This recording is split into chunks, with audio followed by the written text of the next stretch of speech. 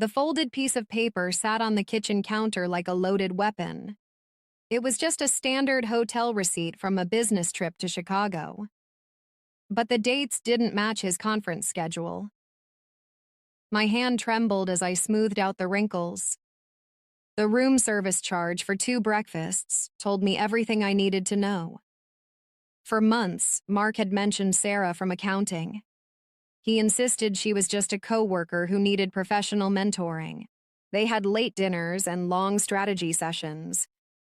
I trusted him completely because he was my husband. I never thought to question why a junior analyst needed so much executive time after hours.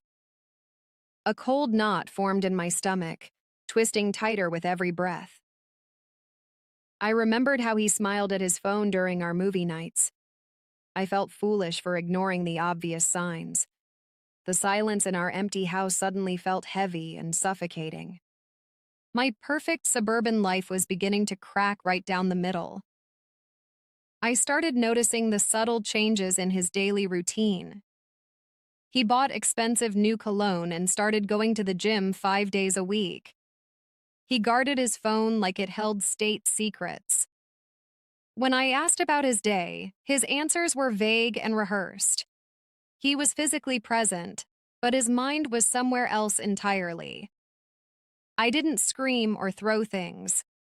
Instead, I looked closer at the credit card statement online. There were charges for upscale dinners near the hotel.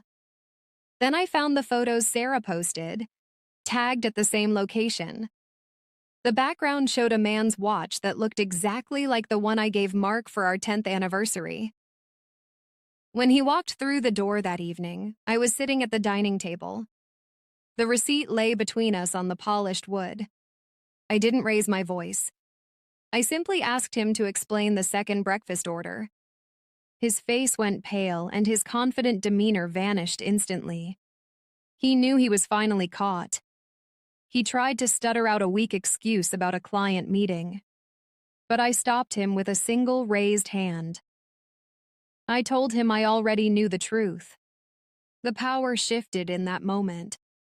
I wasn't the oblivious wife anymore. I was the woman holding all the cards, and he was just a stranger in a suit. Trust is like a mirror. Once it's broken, you can fix it, but you'll always see the cracks. I chose my dignity over his lies. Sometimes the hardest truth is better than the sweetest lie. If you've ever trusted your gut and been right, let me know in the comments below.